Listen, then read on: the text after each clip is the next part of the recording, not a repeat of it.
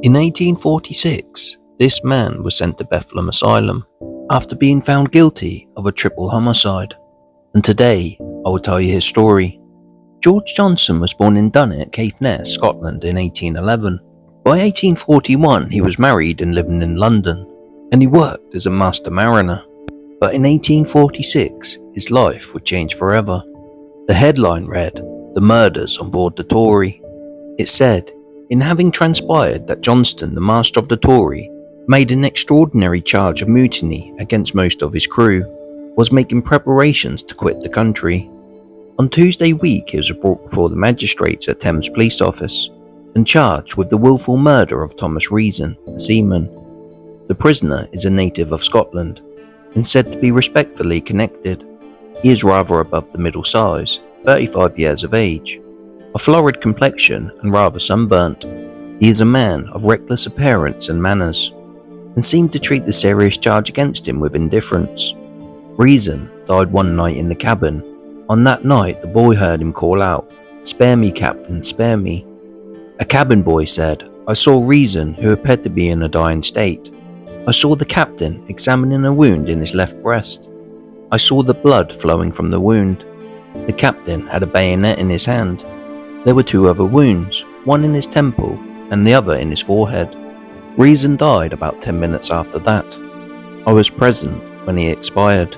George Johnston, the master, was then formally charged with 3 murders, that of William Rambert, the chief mate, and that of William Mars, second mate, and that of Thomas Reason, able seaman.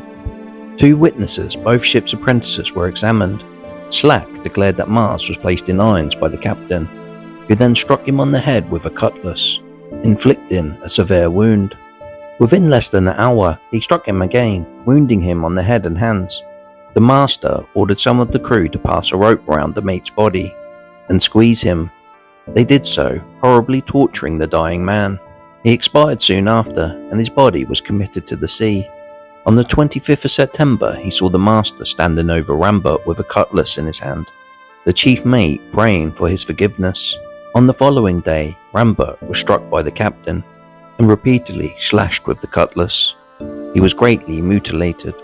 He was also charged with wounding 10 other crew members. After a lengthy trial, he was acquitted on the grounds of insanity, which finding, however, involves perpetual imprisonment. He was removed from Newgate Prison to the criminal wing of Bethlehem Hospital, where the report said he was to remain as a Crown inmate for life. It went on to say, since his incarceration in the lunatic asylum, he has frequently expressed his sentiments as to the absurdity of treating him as a madman, and seems to indulge in the hope that he will be set at liberty after a few months. His doctor asked him how he was doing. He said, "Oh, I am all right enough. There's nothing the matter with me. I don't know why they put me in here for." He was asked if he required anything. He replied, "Nothing but my liberty. I want to go to sea again. What's the use in keeping me up in this place?" It would seem George was in the asylum around 30 years, as he received a Master's and Mate certificate in 1875.